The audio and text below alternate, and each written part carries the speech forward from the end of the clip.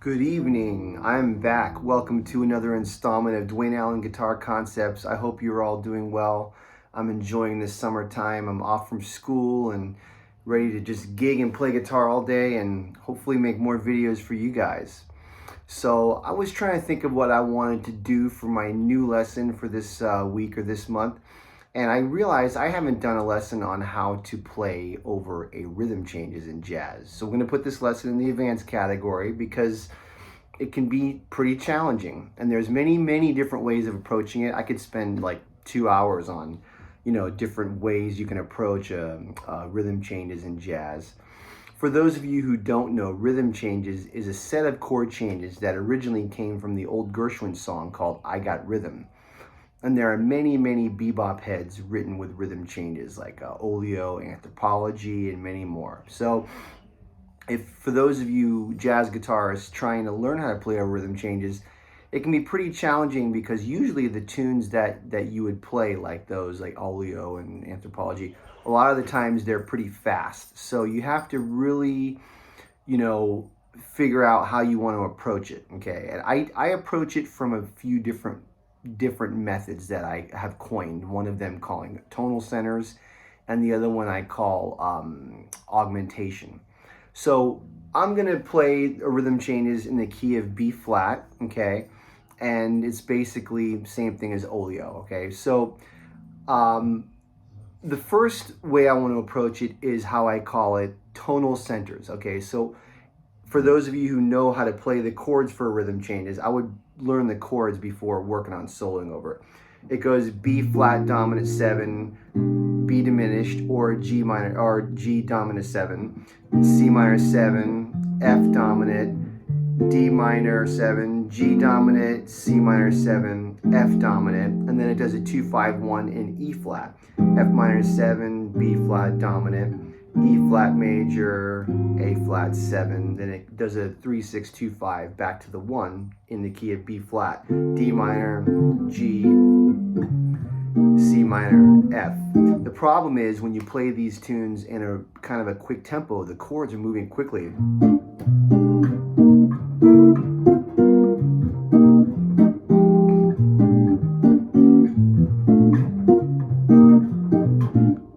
Moving pretty quick. How do you approach all those chords, right? So the best way to do it when you first start learning how to play over rhythm changes is do it in tonal centers. If you look at the first 4 bars of the tune, you could technically play the B flat major scale for that whole time. And a lot of jazz musicians do this. We're all always taught play chord tones, which you should be able to do.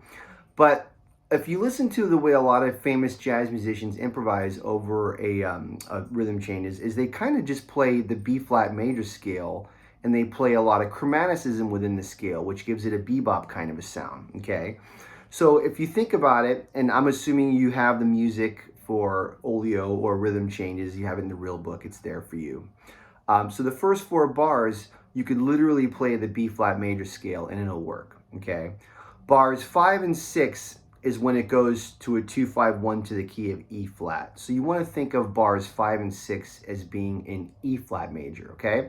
So the first 4 bars are in B flat major, bars 5 and 6 are in E flat, and then the rest of the A section is in B flat, okay? If you do that, it'll work out pretty well, okay? Now, I'm going to play this tune in a moment, and I'm going to show you how I'm doing this. The bridge is kind of easy because you have 2 bars of D7, 2 bars of G7, 2 bars of C7, 2 bars of F7. When you're doing that section, it's best to just stick with the mixolydian for each 2 bars. So D mixolydian for D, G mixolydian for G, C mixolydian for C, and then F mixolydian for F, okay? The other important thing is you can leave a lot of space and you can take your time and you don't really need to play a lot of notes. You can play simple, you can play sparse. It doesn't really matter. What's the number one thing I always tell you guys? Groove, right? So I'm going to try and I'm going to improvise over the rhythm section and rhythm changes, and we're going to see how it sounds. So the form is AABA. So in all the A sections, I'm going to do B flat major scale for the first 4 bars, E flat major scale for bars 5 and 6, and then B flat for bars 7 and 8. Got it? And that repeats. And then for the bridge, D mixolydian, G mixolydian, C mixolydian, F mixolydian. If you don't know all of these scales, learn them, practice them beforehand so you know what to play. Okay, let's give it a shot.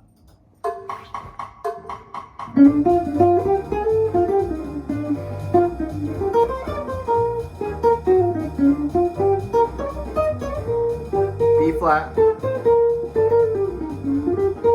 E flat, D mixolydian, G, C,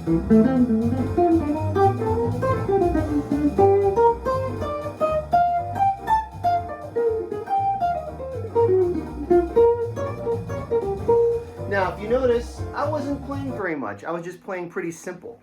And since this is a quicker tempo, you should really watch my video on how to play fast tempos, because I'm thinking of it 1, 2, 3, 4, 1, 2, 3, 4, 1. This is the key you got to do. Break it down, simplify. So if you're basically just tapping your foot every bar on the 1 and you're playing simple half notes, quarter notes, and playing the tonal centers, it's really not that hard. I'm going to do it again. I'm going to play even simpler, okay? So I'm not even going to do that much chromaticism.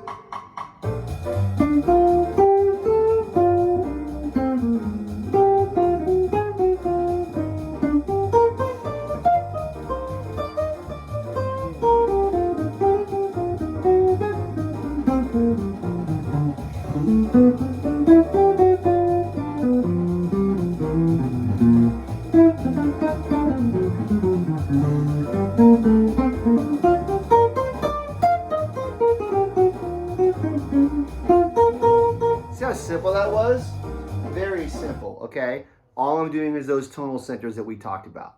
Now, let me do it again. I'm gonna play busier. Now, what I'm gonna do is same tonal centers, but I'm gonna throw in chromaticism.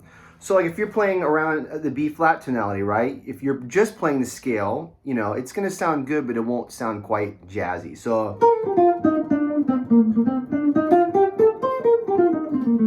right? But if you play,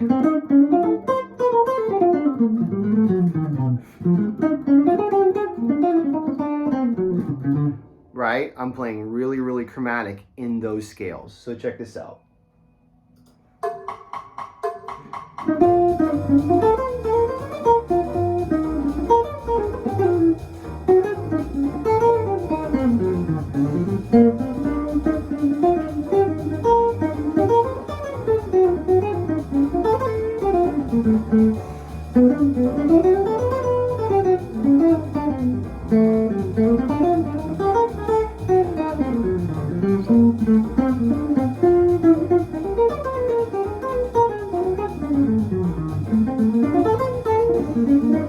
See, a little bit busier.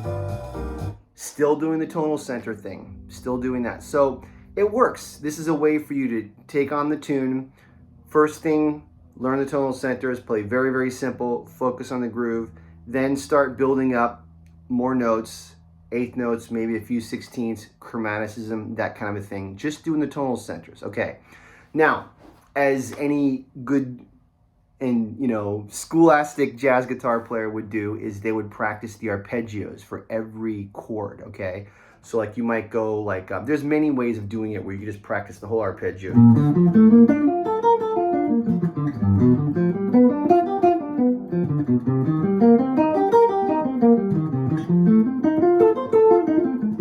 That kind of a thing. You could do that. Or you could do it where you're doing it in eighth notes and you're trying to move along with the changes, where you might go 1 and 2 and 1 and 2 and. One thing I just did there was like I was going up C minor 7, and instead of jumping down to the F, I'm continuing the line, but I'm going into an F. So C minor 7, F 7, right? And then D minor 7, G, C, F, F minor, B flat, E flat, A flat. There's many, many different ways you can practice doing all the chord tones. You can do it with weaving. We talked about in another video where you go up one, down the next, up one, down the next. Many different ways of practicing this. You can practice it in different fingerings, different positions. I would really, really work on that before you start trying to play chord tones on this, okay? So you work out all the different arpeggios for each chord. Now, Then what you want to do is the augmentation concept. Now, what I have recorded here, hopefully it's still in there, is I recorded 1 bar per chord. So I did a whole bar of B flat major 7, whole bar of G dominant 7, whole bar of C minor 7, whole bar of F7. This is all for the A section of the tune. The B section is easy because it's just D7. You have plenty of time. The A section is the challenging one.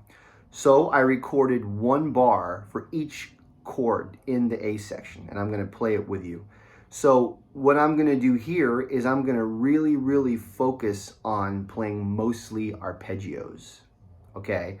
Now what you're going to notice is on some of the dominants, I'm going to play some altered tones. So like when I go from B flat major 7, I'm going to kind of do more of a G7 flat 9, C minor 7, maybe I'll do a little bit in F dominant 7 flat 9, perhaps, or I might do regular.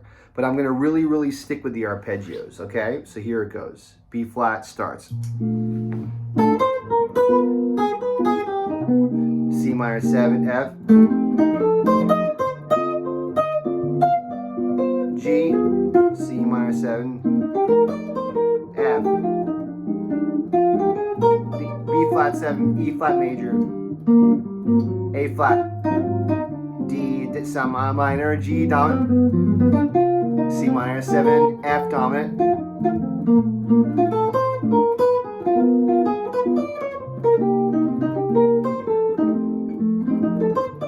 D, G, C,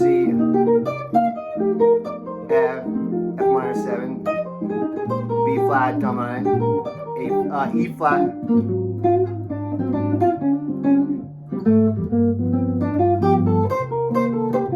again, all arpeggios.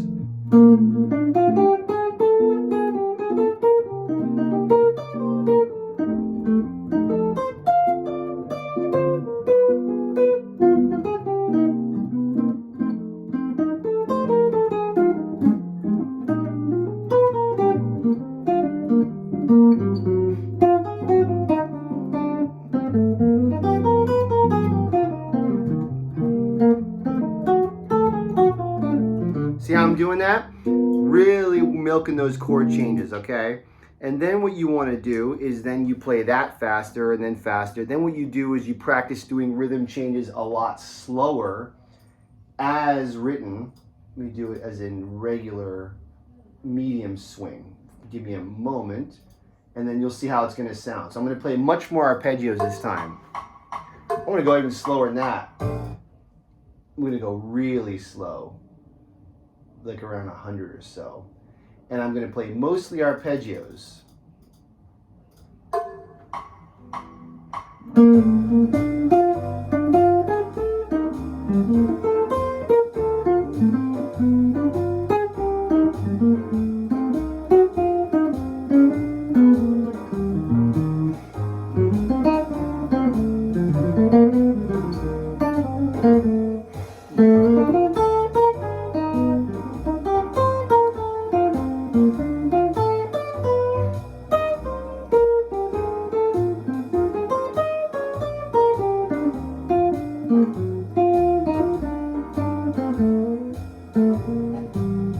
Bridge.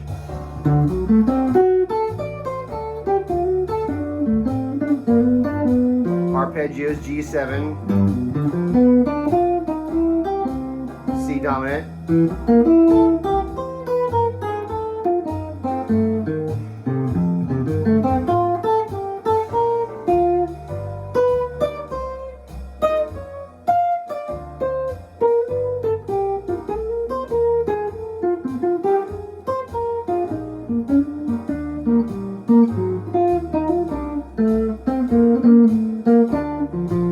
see that?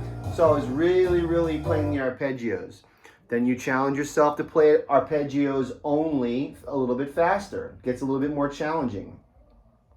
But remember, when you're doing this, you don't have to constantly dooga digga dooga digga dooga digga dooga. That's how a lot of people play, and it sounds like an exercise. It's not supposed to sound like an exercise.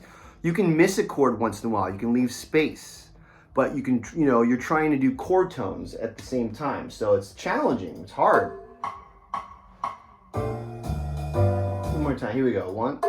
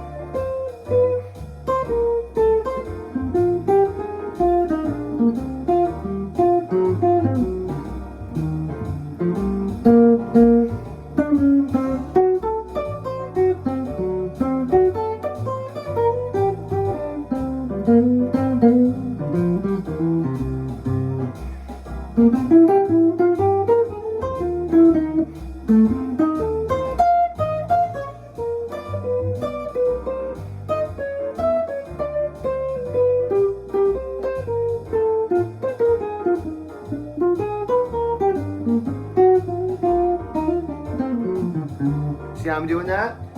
Not playing a lot of crazy notes, keeping it pretty simple.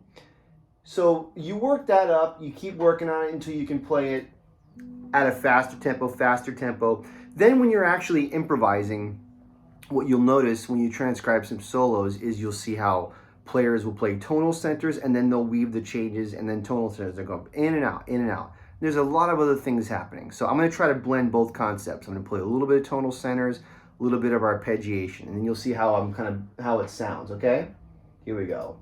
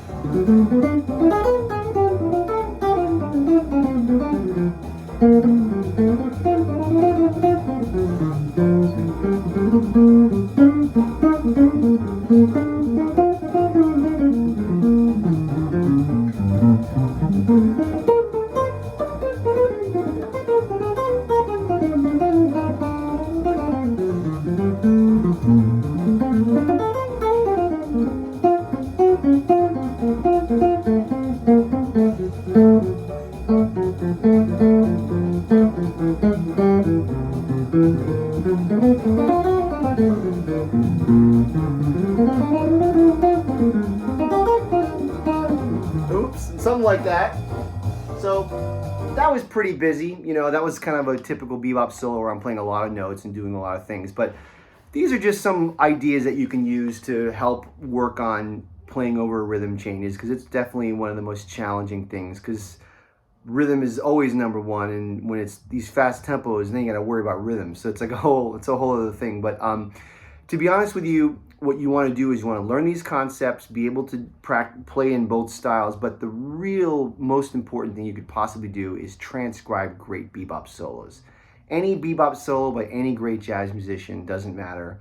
Then you'll see how they do it. You know, I always tell my students when I teach them scales and arpeggios, I'll teach them like, okay, you play these scales over these tunes and so forth. But you know, when you learn a transcribed solo, you learn how do the masters do it. How do they use those scales? How do they use those arpeggios? Okay, that's the key. That's the real key. So, hope you guys got something out of this. Great to be back. I'll be back hopefully more often. As you can tell, I'm getting more red. I'm out in the sun more in summer. So if you like the channel, please hit subscribe. Please hit like. I'm probably going to set up a Patreon pretty soon and put up a little tip jar, because this is what I do for a living, and I would appreciate anyone supporting the channel in any way that they can. And I appreciate all of you guys sticking with me and subscribing and all that. So if you have any questions or comments, leave them in the comment section. Hope to see you next time. Have a great time.